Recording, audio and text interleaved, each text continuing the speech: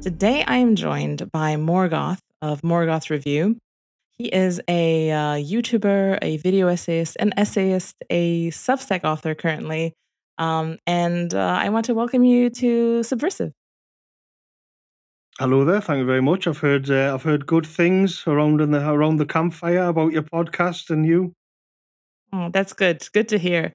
You never know if there are good things in the diverse DM groups and group chats that I'm not privy to. So very happy to hear that's good. You are kind of a veteran of the online. You've been in kind of these spaces, this corner of the internet for a longer time. We've reached kind of I don't know, a strange kind of mature point in a way in the so-called dissident right. I mean, what do you make? What's your assessment of the current state of the dissident right? Is anything worthwhile crystallizing? Is anything good coming out of it? Too much blackpilling, too little blackpilling? What's your sense? I think part of the problem. It's very difficult because we've had this kind of crisis after crisis for the last few years. So it's hard to sort of just feel as if your feet are on the ground and you can think, well, okay, this is the direction we have to go, because no sooner does that happen, then it seems like the whole table's overturned again, and then you're trying to find your balance all over again. That's certainly been the case in my case, where we're confronted with things. At least I can only really speak for myself, but I think it is a wider thing where we're confronted with situations which we struggle sometimes to have a frame of reference for. I mean, the obvious one would be the pandemic, but then the way that the Trump presidency ended, and the sort of the warning lights and the flashing sirens going off around the election itself, and then quickly you had the kind of January the 6th thing. I mean, this is very much an American thing, and so then it sort of washes over the rest of the vassal states of America. But even that, this idea that European countries really are just these vassal states of America, I think this is like the new thing. This is a new, yet since the Russia-Ukraine thing, and especially in the last few weeks, this seems to be coming more and more to the fore now, where you've got a lot of kind of nationalists in Europe, more than usually. I think it's there in the background, and then more recently they're thinking the American situation may be more of a problem than we even first imagined, because they, like, if you just take the Nord Stream pipeline and the consequences, which has already been completely dropped from the mainstream news, then that does have serious consequences for Europe and for European industry. And the latest on that is that now the Turks are set to have the levers over Europe's like main energy supplies or something along, and they already had that with the migrants. So we end up in this like really precarious position due to the fact that we are kind of America's allies, if you like. And then you think, well, if we are allies, then why is it that we always get like the shitty end of the stick? To be honest, and so the point here is that once again, it's new territory. I mean, in terms of the far right sort of literature and reactionary literature, that animosity towards America isn't new. That has been wrong for a long time. But in the sort of the dissident right sphere, I think this is going to be a bit of a dividing point where actually our interests are not the same. Now, you can say, yeah, okay, the American government should be doing better for the white people in America. We can all agree on that, absolutely. But it becomes a problem when, at the end of the day, we need a Europe which is just not dependent on America, and this is going to kick people who will say, well, what about if we ended up being like pro-European and all of this kind of thing? It opens up all that kind of thing. Like, would it ever be possible for Germany and Russia to have an alliance what would if Europeans were running America in their interest, would they have a problem with that? And this opens up all kinds of 4D chess scenarios, which I don't really want to get into here. The main point that I'm trying to get to is it's hard to know the direction of things are going because you're never allowed to just have your feet on firm ground and say, okay, so this is the task at hand, because then there's a new crisis comes along. It didn't used to be like that. I mean, in the sort of the classic sort of alt-right 2015, 20 to 20 sort of 17 or 18 period, it really was just sort of the migrant crisis. The Islamic thing with the terrorism is a big thing which people tend to forget about now. And so you knew what the problem was, and it was about red pilling as many people as possible and demanding solutions from the system. And it seemed like a kind of simple time. But when you're expected to kind of process just one crisis after another, it's difficult because there was big splits over the pandemic, which I was kind of I took one side and others took another different side. But then you see it again on which I haven't really been involved with is the Ukraine Russia war, and just the general Christianity or this that the other. It's chaos, to be honest. It's chaos. It's like a snake pit at times.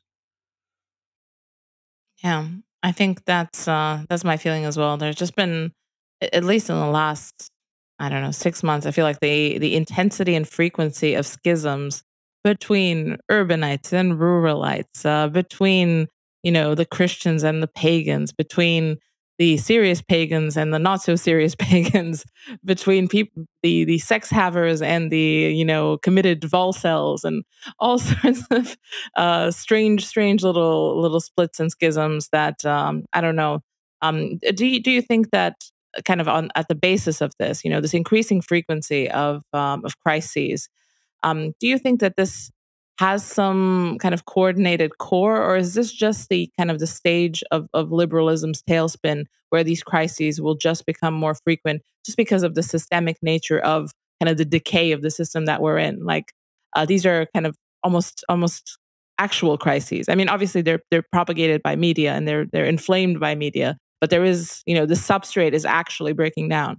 Yeah, it's interesting because that was actually at the core of the pandemic schism, where I ended up coming out on the side which didn't really believe any of the mainstream kind of narrative on it. I just thought this is one giant scam. I'm not. I just don't trust any of this that I'm being told. And of course, that fed into this kind of larger narrative of the Great Reset and sort of the digitized 2030 agenda and everything. And then it was like it all just seemed to get swept off the table immediately because of the Russia invading the Ukraine. I did a video actually.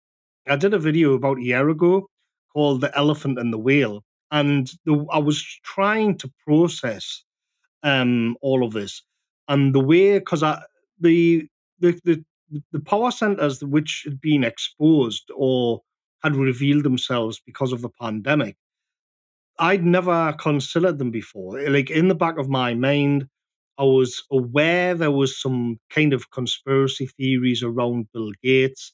There was a couple of people telling me that I should be looking into the Agenda 2030 and the climate change. And there was a few other things, and I just wasn't interested. I was into the standard sort of nationalist kind of things. Um, and then, of course, you just couldn't ignore it any longer. It was just ridiculous. I mean, I'm literally getting like letters through the door telling me to go and get the needle craft at the hospital and everything. So all of a sudden, this is right. It was right in your face. This was in the real world. This was people with masks on walking down the street and signs everywhere and being locked in your homes. So this was no longer this kind of abstract thing on the internet. Um, it was imposing itself on you in the real world. And well, the amazing thing about that is the when in my video the elephant and the whale, I kind of looked at the old analogy where I was trying to understand this newer, more technocratic kind of power, which doesn't seem to be rooted anywhere in the world. It's very much of the 21st century, and it can go anywhere and seem to do anything. But I was like, how do you then wire that up about the fact that like nations still exist and they still do have geopolitical interests? And of course, like what 4 or 5 months after I did the video, um, it was like the elephant struck back. So the whale is in his element in this digitized world of these rootless NGOs who just float around the world, the ability to shuttle money across the internet and all of this. And it's as if there was this kind of more technocratic sort of globalism was coming in, which had transcended the nation state entirely. And I compared it to in the old days where, for example, the British Empire would be a sea empire. And then you would have a country like France or Germany, which were land based. And it was this kind of two opposing forces, but they were both in their different elements. And I was wiring this up when the Russia invaded the Ukraine. And then all of a sudden, it was like the land, so the old fashioned geopolitical interests had suddenly like sort of kicked back and they were back with a bang. Um, and amazingly, the in my in the video, I played out like a sort of hypothetical scenario where I asked, what would happen if Google declared war on the nation of France? Like, how would that work? Who could win? What kind of resources can France throw at Google or Google at France? And it's a podcast that I'd like to do with one of the sort of the geopolitical bros, who are more specialized in this, properly getting into it. Something that I've discussed with them in private. And yet, so Russia invades the Ukraine, and then all of a sudden, you get all of these companies boycotting Russia. So you could see like it was actually happening in the real world. And to be fair, Russia seems to have survived it quite well. They threw everything they had at them, so there's still some kick in the elephant yet. So I don't think that it's part of some grand conspiracy because the nation state does exist and these people do have geopolitical interests. But what's a real head scratcher is that when you look at the repercussions of the war, you see that all of that kind of technocratic stuff, that the Agenda 2030 stuff, is now being speeded up. So now the energy supplies have been wrecked, and they're like sort of panicking and trying to get back onto the nuclear reactors and seeing what they can do. But what they're also saying is like this is now. I mean, Bill Gates literally came out and said this today. This is going to be good in the long term because it means we'll get solar power, we'll get all the renewable energies for carbon reduction. So it's as if like magically all of this is still going to lead to the kind of the green agenda 2030, which so when it first happened, when the invasion first happened, you thought, okay, great, like the nation state is back, and all of this kind of technocratic mumbo jumbo and these rootless NGOs, they've all been kicked into touch, and we're heading straight back into the digital gulag, as I call it. Speed it up, speed it up now.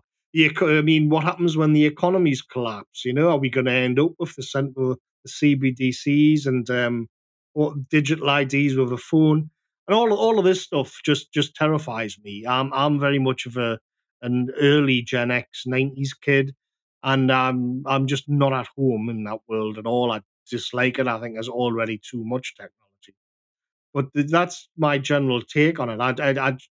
I think it's because you have these emergent technologies, um, and if there's a like they're pushing it anyway, but they've got this ability to sort of twist any scenario or anything that's happened into forwarding their agenda. So they will fill that gap with their agenda. Yeah, it does seem like that, and it also seems to me like you said emergent. It feels like any sort of kind of immiseration of the population in base reality and in meat space is just a nice little wedge for them to to come in with a solution, because I feel like that's kind of been the mo of kind of neoliberal kind of market libertarian types that are like, okay, we're gonna just rip out the substructure of this population, and then to free you obviously from all these unchosen bonds and all of these things that tie you down. And then you have these behemoths like states, super statal organisms, like WHO, all these NGOs coming in to save you from all of the fallout created by kind of this neoliberal freedom hunt that you're constantly trying to free people from more and more of their like communal ties. There are better jobs 2 countries over. You need to go there because that's the economically beneficial thing to do. That's what drives GDP up. So once you just optimize for GDP, you realize that just the whole institutional substructure of people's lives has been gutted. And what are you going to do? You need the state to step in to fill those gaps. You need the WEF to step in to nurse them back to health. You need all of these NGOs to fill these gaps. So I mean, this is just like one hydra. It has so many heads, and they all feed off of each other's handiwork. And like you said, it is pretty frightening to the complexity and just that I think that that's also why a space like the dissident right is kind of falling apart in a way, because it sees different heads of the hydra, and it hyper focuses on one head, and then to the exclusion of all other hypotheses, and we're all fighting about the hydra. But the reality is that it's a very complex emergent thing, and yeah, it's quite frightening. Yeah, there is an element where you just end up sort of standing in front of a speeding train, just scream stop. I mean, I've long sort of had a problem with. I've long felt for years, though when I was younger, I couldn't really put it into words.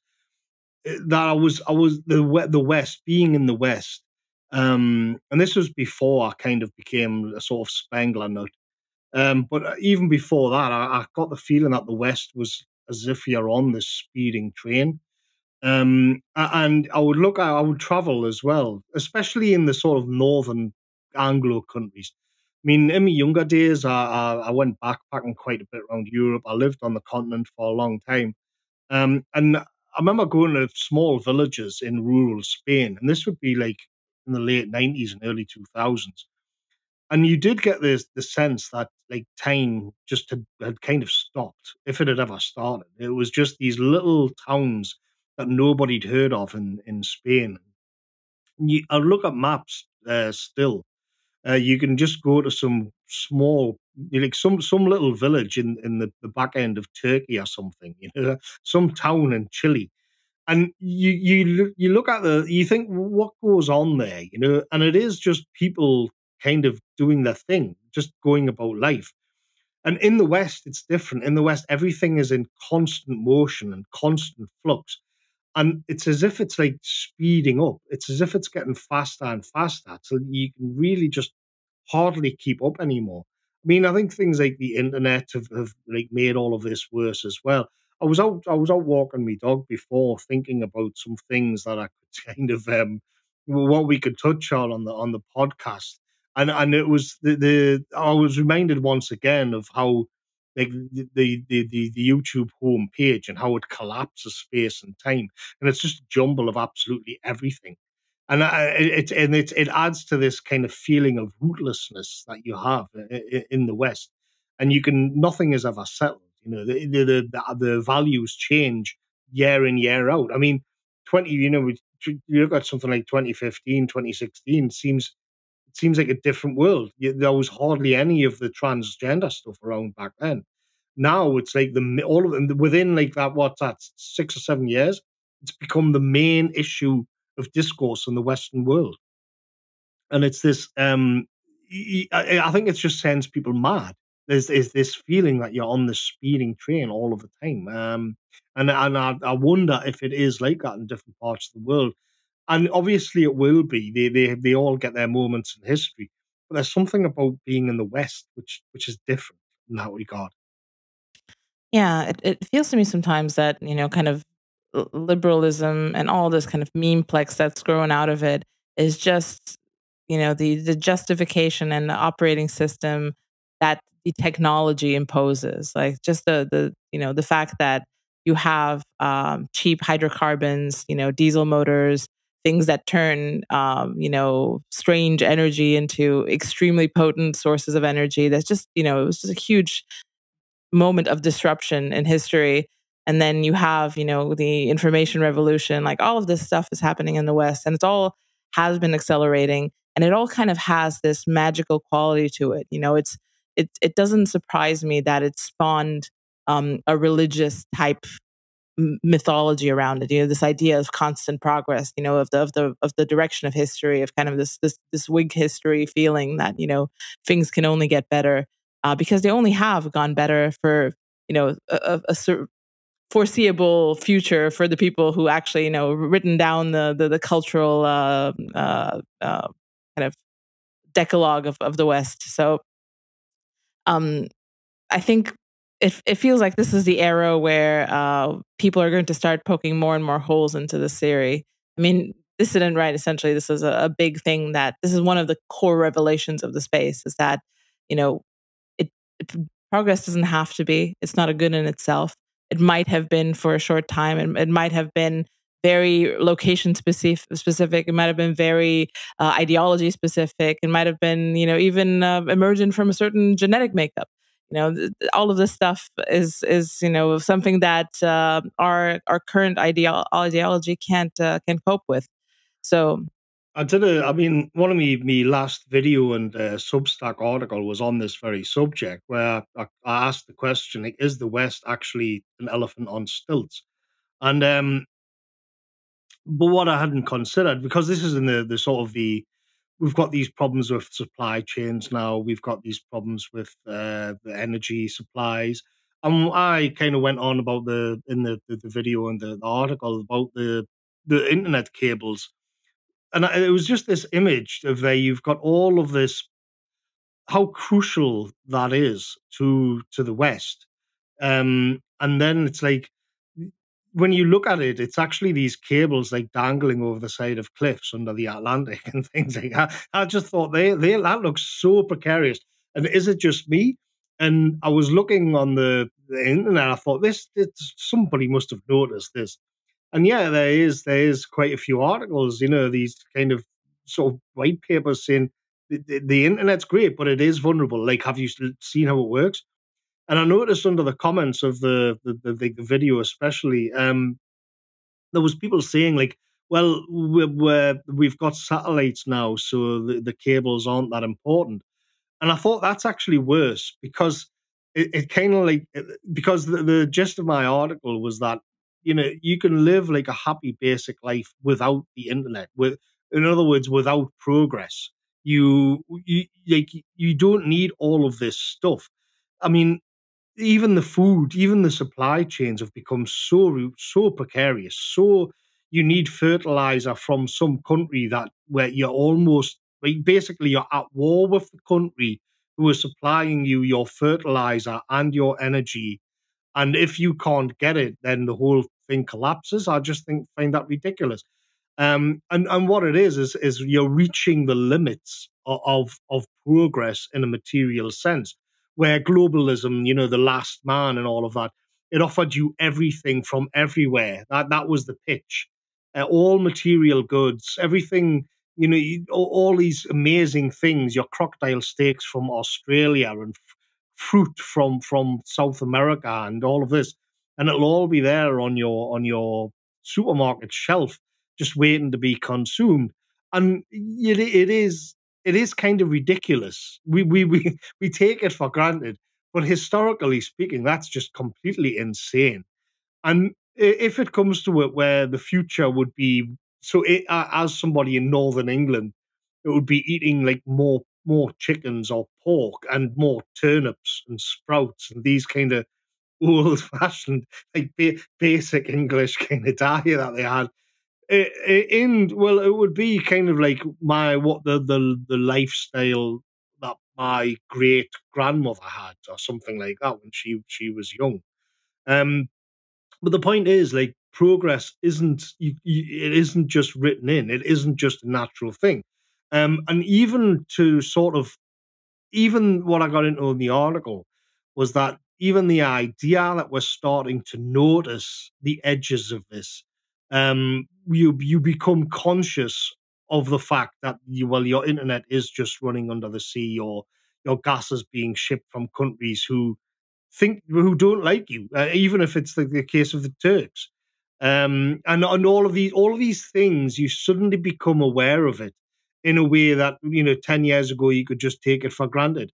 Now suddenly everybody is being forced to realize that there's limits placed on this thing, this progressive sort of idea.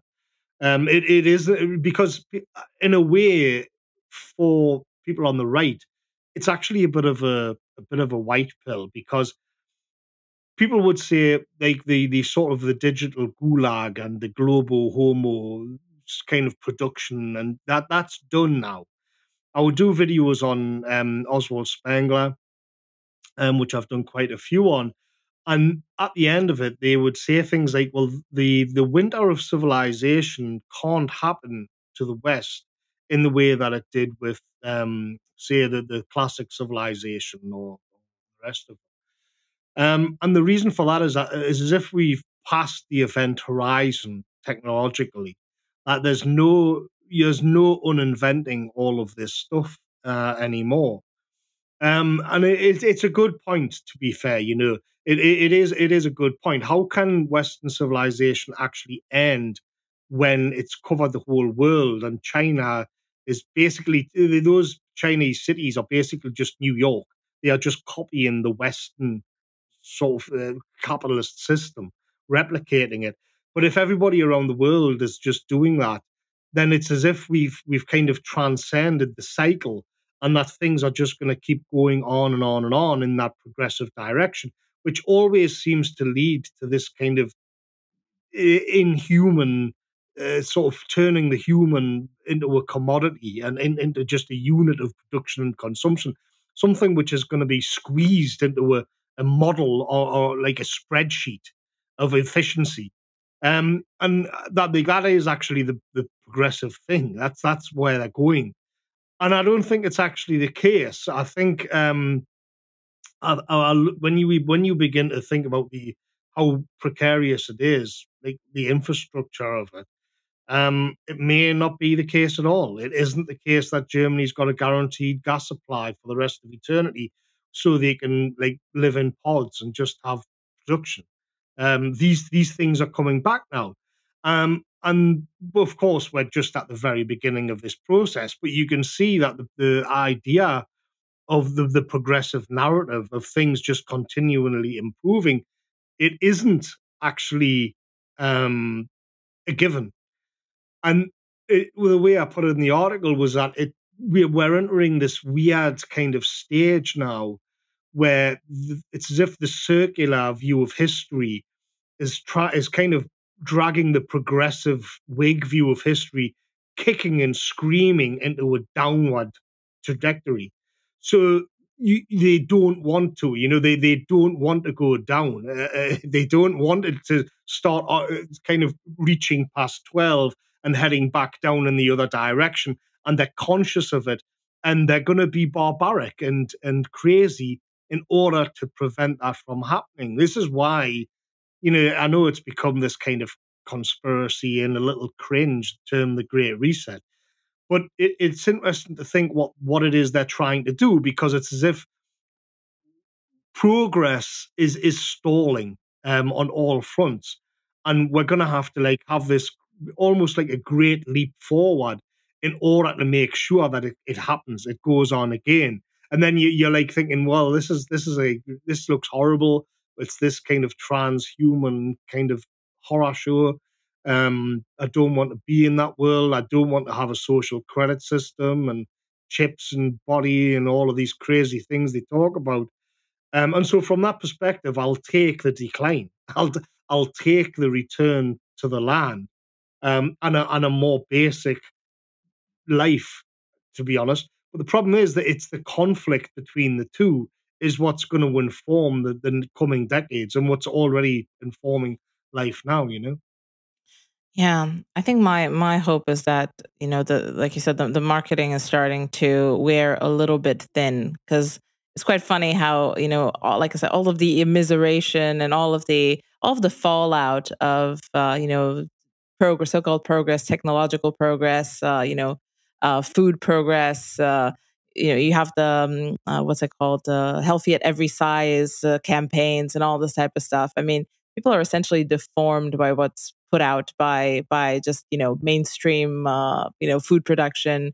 All of these things, they get all sorts of mental issues, and they're all kind of now it's all about reducing stigma. Women are forced into prostitution. It's all about sex workers and all this type of stuff. So there's all sorts of layers of marketing campaigns trying to reframe this clear immiseration of people into something good. Or solar, this is going to force people to have electric cars if you don't have enough whatever gas or petroleum. It's all, I don't know. I mean, it's worked up until this point, but I even see it in the people around me in real life, normies, normal people who are starting to be very, very, very suspicious of everything coming out through the main pipe of information. Yeah, that's another problem we've got. We've also entered into the what I call the mono narrative, where there's only one thing allowed. There's only one narrative. I mean, I just saw a thing before and I posted it on Telegram. There was so I'm in the northeast, and about 30 or 40 miles to the south, there's a city called Sunderland, and for years and years, they've had an air show. Once a year, they have an air show, so you get like old aeroplanes from World War Two.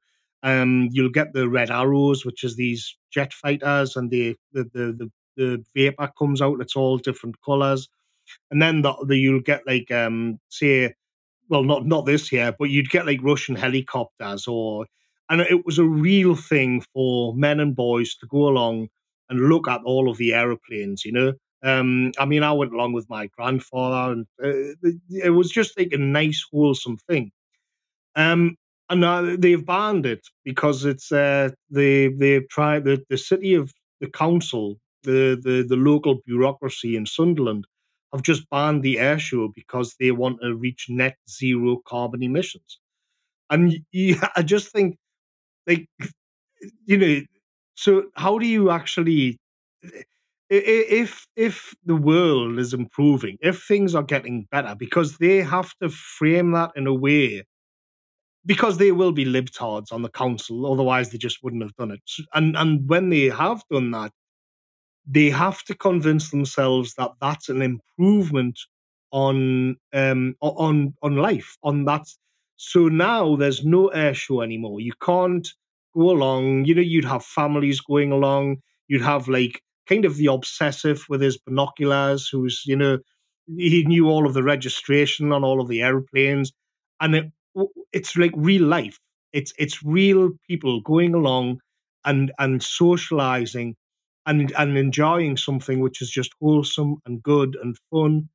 And they've banned it so that they can reduce the amount of carbon in the atmosphere to meet these technocratic quotas. But so they would say that was an improvement because the world has become a greener place. But what they've done is destroy, kill, stone dead a wholesome activity for people to enjoy in like a genuine sense. That's gone now. That doesn't exist. But then their abstract kind of number crunching, meeting the climate change agenda quota stuff, that's been reached. So the world is better for it. And I just think, no, That's not how humans are. This isn't right. This is because you can see, um if I know that if you pushed back against this, the reply would be, it's just an air show. It's like, why is it so important? It's just a bunch of aeroplanes. And it's when we give up these little battles, and it's one thing after another, because I know it'll be something else next week, and then it'll be something else after that. And what you find is that it's the world as a spreadsheet. It's a world where all the poetry and all the joy of life is kind of just wiped out, and all you're left is this kind of grid-like thinking. It's as if the computer and the AI is already like in control, dictating everything. And to be fair, that probably would have come out of some kind of computer model. That the air show at Sunderland, they'll have it all worked out about how much carbon has been released, and it can't be offset, and all of this other stuff. And so that's it. So in the sort of the on the computer screen, it's been a big victory. They're moving into a brighter, greener future. But in the reality, for people just who like living life, that's over now. And this is what we see time and time and time again. It was the same with the pandemic. It's that same mindset all of the time.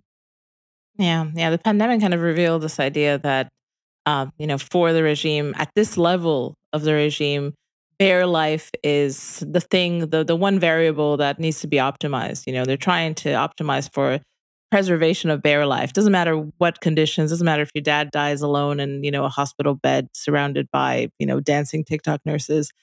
No problem. As long as we conserve the headline number, bare life with these, completely, made up tools that we just came up with, 5 minutes ago, or just maybe copied from China, because they've been doing them. Maybe they might know something we don't know.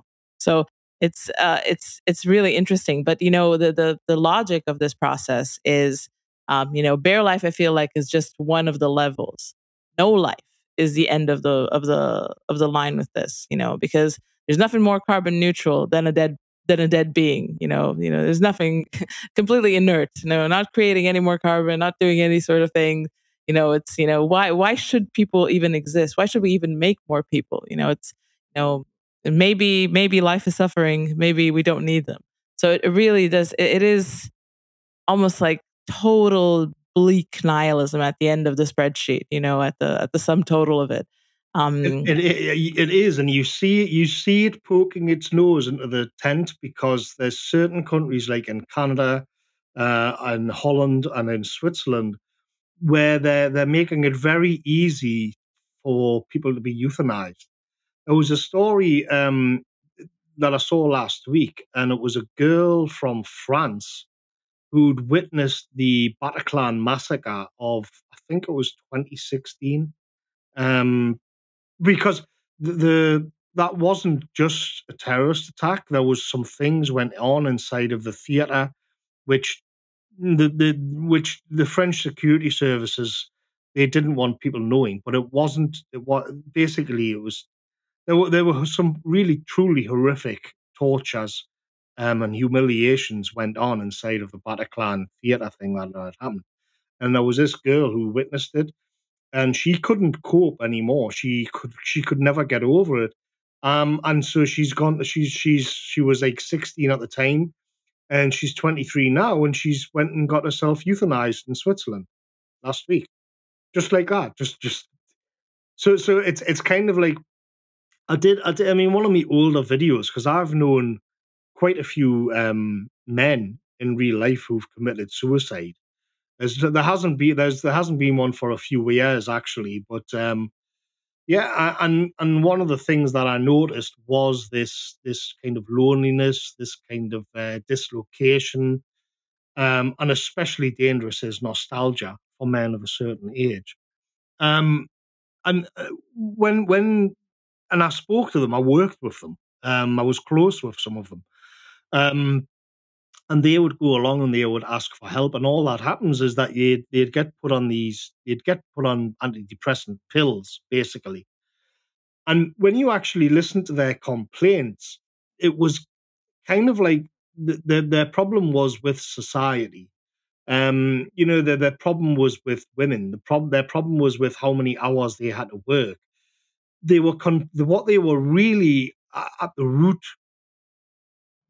Like the problem they had was that they were sort of on dissident right mentality, but they didn't have they hadn't done they didn't know it in an intellectual way. They hadn't read Julius Evolar or all of these things. They all of these kind of people that we're familiar with. They have those ideas.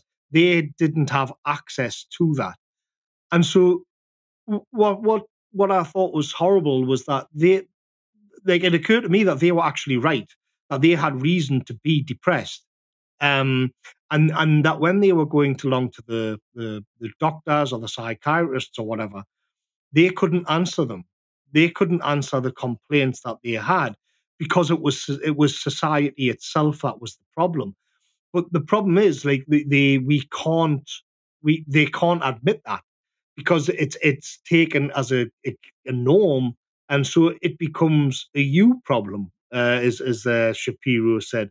So all of a sudden, we can't actually admit that it's society that's sick because we don't know how to fix it. Fair play. Like if it was just a doctor, he would immediately become a sort of political activist. I suppose it isn't his place to diagnose sickness in society. It's his place to diagnose problems with the individual.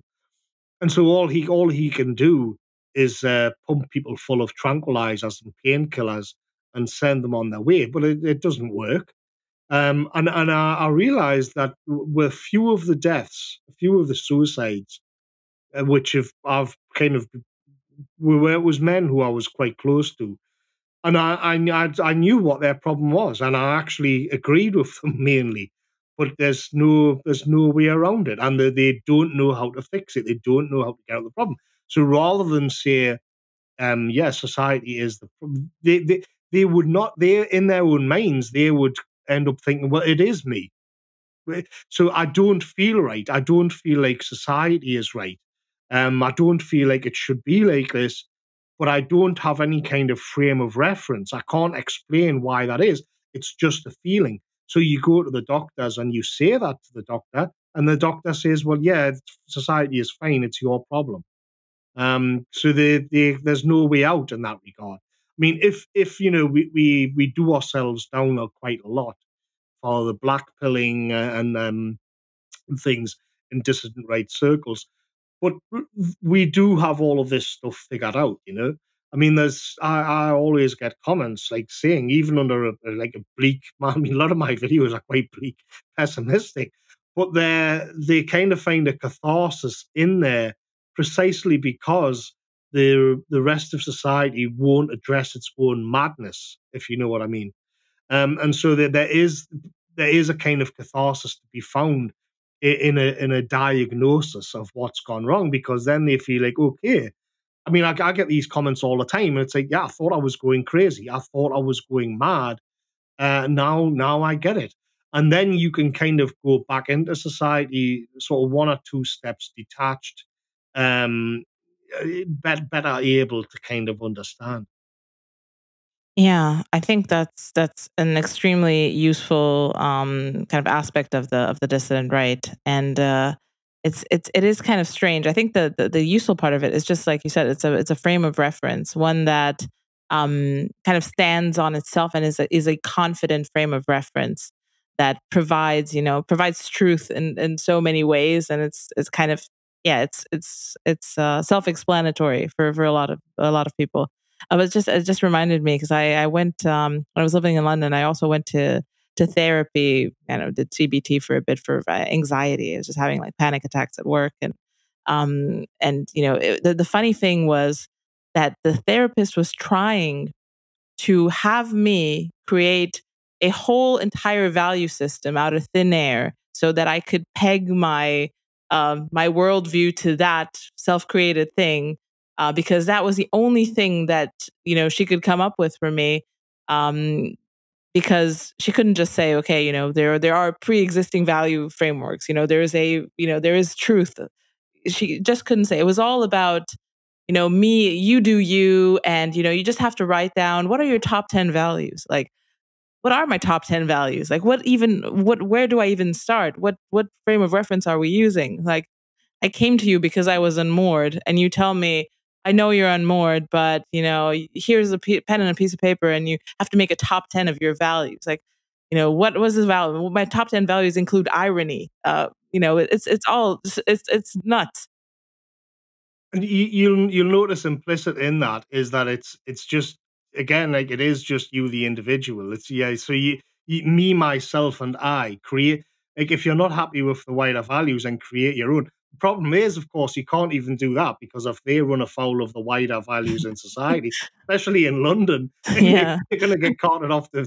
You're gonna ask, have you got a license for that value system? And if it's the wrong one, you're going to get.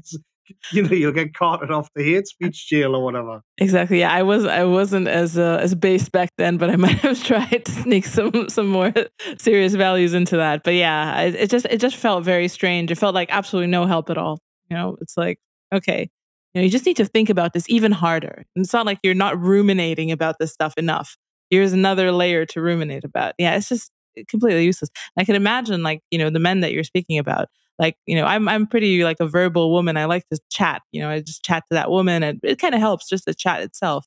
But for guys who might not have the same, way of relating, it's less than useful. It's even more confusing. Yeah, I mean, you're talking about working class men.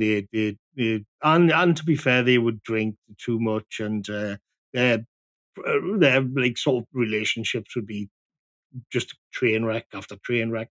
Well, I think I can speak to that as well. But yeah, so they end up like not knowing if they're coming or going. And it's a sad thing. The thing, there's at least three examples um where one of the, like, on the night. I know this is getting kind of bleak, like, but it's one thing that the a kind of recurring theme was this, like, crippling nostalgia. Um, I know one example where somebody was sending like YouTube videos to a family member, and all of the music was from when they were, like, kids, when they were like, youthful, and then he's ended up, like, so he and in his 40s. He was actually married as well, but for whatever reason, there's this. He couldn't get over the fact that, as Pink Floyd say in their own nostalgic epic, "The Division Bell," "High Hopes," the grass was greener. Where it's a danger zone, because on a sort of deeper level, it's you've now become I think one of the, because I'm kind of obsessed with nostalgia as well. Um, and there's this kind of glow to it. There's this kind of energy to it, and part of it is in the idea that things are coming into being. The future is coming towards you, and that is, as the Pink Floyd says, it's high hopes. But then there comes a point when it's like you've become, when spring has become sort of late summer, or autumn is set in, and then you begin to think back, and then you begin to remember how it used to be. And this is something which is, I mean, just to move it on a bit, I think this is something which is endemic in Western civilization as well. It's one of the reasons why culture has just become so stale. It's one of the reasons why people don't know how to create anything new, is that everybody's dragging all of this baggage around behind them. Even in the political realm, everybody, uh, everything's if you think of, like, the way the left kind of scream fascist and Nazi at everybody. Again, it's like there's a story behind that which is related to the culture and the history, and it's like we're just it's weighed down by all of this baggage of the past, I think. Yeah, yeah, it does feel like we can't move ahead from the Second World War. Mid-century Germans seem to be the only reference point that either, I mean, the kind of the normie right also as well. I mean, that's, who are the real racists. There's kind of been a lot of chat lately, and this is mostly from academic agent. I feel like he's created this poll. First it was he had an article about Christianity, that Christianity is essentially irrelevant to politics, and now he's had kind of another move, almost kind of even more meta, about ideology in general being irrelevant, and that essentially it all reduces to a cover story for power. Power does what power does, and then ideology comes in to provide a narrative backing. Um, I don't know personally how complete the theory is, and how extremely. I think things are probably more so than people realize. But I wonder what's your feeling about this meta theory. Well, I've got to be careful because I don't want to get dragged into a whole whole kind of load of drama. I watched his video, which I quite enjoyed, and I watched Keith Wood's response. And I thought that was I'm kind of 50-50. I can see both sides of it. I'm being a boring fence sitter. But I thought, by and large, I mainly agree with academic agent. But I will put in that I think the point made about what motivates you to do something in the first place is which Keith made is a good one and a powerful sort of retort. So if you are going to reduce everything to the sort of Schmittian friend enemy, then how do you actually classify your friends and your enemies? And there's going to have to be some criteria towards that, and it is going to be a set of values. It is going to be a set of ideas, and loosely, it will be ideology. So I think that was a kind of, I think that was a well made point. But I also see the problem with ideology when you're in a position of weakness, because you, what like if it sets off all the bells, you just never get anywhere near power. And I find there's a kind of paradox sometimes where ideology can actually get in the way of like of what it says on the tin. I mean, I think one of the reasons why there was so much drama around the pandemic was because if my kind of starting point is to do what's, as a nationalist, to do what's best for the my people, the native indigenous people of Britain, and then beyond that the wider European family. um if there's a mortal danger coming towards you, some kind of the Black Death 2.0, then okay, then there's going to have to be some really kind of strict things for the greater good to keep people safe. So that's fine. But then at the same time, once you realize you're being taken for a ride, and once you realize that actually this isn't that good, and especially when you begin bringing in the untested needlecraft, and then like forcing it onto people, then on the same principle, I completely switched and I was like, I'm against this tooth and claw. I think this is absolutely disgusting. The principle was the same in both. Um, and but I think there was some things went wrong where that I was then accused of being like a libertarian or a liberal because I was opposing power, state power. And that opened up all kinds of sort of drama, and there was a lot of back and forth about it. But what had happened, I think, was that the ideology of somebody who is like, say, I'm not a liberal, therefore I'm not going to mourn when the state does these things, they kind of painted themselves into an awful corner, because then it was actually directly opposite to the well-being of like, European people. You see what I mean? Yeah. And they doubled down on it. And that was, yeah, that was, well, it's kind of over with now, but yeah, it exposed some serious fault lines. And by and large, I find that kind of thing exhausting, which is why I kind of tiptoe around other issues that are people kind of infighting about. But I think on the subject of power, I kind of, it's kind of depressing to acknowledge it, but yeah, it does seem to be largely immoral. But you are going to have something which motivates you to do it in the first place. Yes, and I think the one of the larger consent like points of what's it called shelling points in the group is that it's okay to be pro good things and against bad things and also understand the inevitability of power. I feel like that's minimum viable ideology in this space. And the good things you can recognize. You just need to have a finely tuned radar for kind of hierarchy, order, things like that that kind of inform the right wing psyche. And you don't necessarily need to go much further than that. Like breast amputations, yeah, that falls onto one side of no, very obviously for people on our side. And yeah, it does feel to me like people who stick to the power can do no wrong and things like that. That's obviously absurd, and they get themselves into trouble, like you said. Um, Before I let you go, because we're coming up on an hour now, I want to ask you the question of the show.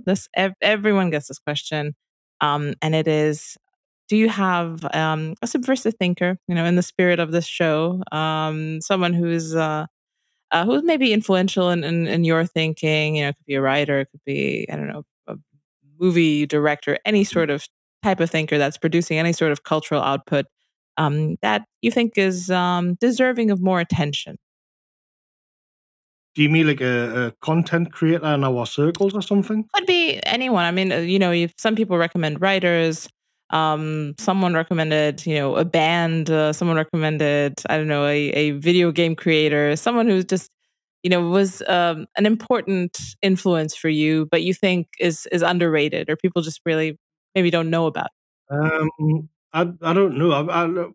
I've been it isn't really political related. I have been reading a set of books this year by Maurice Ron called it's called the Accursed Crown series. They were written in the 50s. And it's kind of like Game of Thrones. Basically, George R. R. Martin he copied it basically on that. And I'm on to the third book now, and I found it so refreshing because we started like going on about it's just one crisis after another. And it's great to take yourself completely out of that kind of frame. And I really, if you want to kind of just step outside of it and escape this chaos of the moment, I've just been devouring these books, and I really like them, and they're really, you get these because you're not going to find anything on TV worth watching or anything, you get these beautiful paintings. You get like the King Philip of France, like walking through Paris in, it would have been, I think, like 1390 or something, or around about 1400. Um, and he depicted perfectly of pheasants hanging there and what the smell is like on the streets. And all of that. And then, of course, you get the intrigue and the plot, and the characters are well fleshed out. So I haven't really got like a heavyweight, because I know like it would be, I could like prattle on about like Spengler again for like an hour or so. And I know that all the other guests will have kind of, a lot of them anyway, will have dropped like their favorite right wing philosophers. And I'm like, yeah, if you want to just like, because this has been pretty depressing, we talk about suicide and everything. But if you want to like just relax and take your mind off things, I would really recommend the Iron King books by Maurice Duran. It's just take some time out and enjoy. It's a great read. Yeah, excellent. I think that's a very worthy recommendation. I do think we've got obscure right wing philosophy covered in this corner. And yeah, I do think people should, yeah, take their mind off I'm of this stuff. actually, yeah, I'm Political. actually one last one that I'm reading at the moment is this is a bit more political, but it's called The Forever War by Joe Haldeman. And it's a bit of a mind bending. It's like a sort of answer to Starship's Troopers.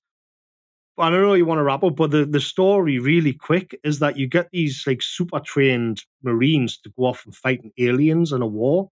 And because of the way time gets distorted in space, they come back to Earth, and like Earth has basically the UN. It's a one world government, and the UN is like enforcing everybody to be gay, and they. Everybody eats bugs and all of this weird. It's yeah, that's creepy. This was written in like 1970, I think, and they do it because the population of the Earth has reached 9 billion and they can't afford to have it go anymore. So they've enforced almost like basically it's everybody gets brainwashed to be gay. They live in these little pods where they eat insect larvae. And they're allowed to smoke dope as well because it makes everybody kind of dopey and less energetic. And so that these kind of Marine recruits come back and they've been away for what amounts to 30 years in Earth time. In reality, they've been away for 18 months and they've got like they've accrued like $1 million in back pay, but they get taxed like 90%, so they lose it all straight away. And I just thought this is really weird. So it's like literally what's coming on. It's literally what's happening in the world right now. So that's another tip that I'd give, which is a bit more political and got a bit more sort of commentary about global warming in it. Yeah, that's extremely interesting. But it's interesting because talking about all these political philosophers, there's a lot of people in the 50s and 60s, even in the 40s, who could see down the road, kind of predict pretty well what was coming. But this sounds extremely accurate, which is the level of detail is unnerving. The whole what's I think interesting is that the whole sort of great research, sort of the digital world, it is kind of out of date. It is like a 70s version of utopia, which is why it just doesn't speak to people in the 2020s. It's why we find it horrifying. Whereas if you look at the aesthetics and these kind of sanitized, clean cities that they've got and all of the all of the PR stuff, it is actually like a 70s vision of the future. I would say a 2020s vision of the future is actually homesteading. It's actually less technology. Nobody imagines themselves being on Twitter or watching YouTube at 65 years old. Everybody imagines themselves like sitting reading a book with a little log fire on, with the grandkids running in and out. Nobody has that vision of themselves in the future where they're kind of hooked up with goggles to some virtual reality and like, it's but in the 1970s when it was so far away, they could kind of play around with these things. It's interesting that so many of the main players are actually really old as well.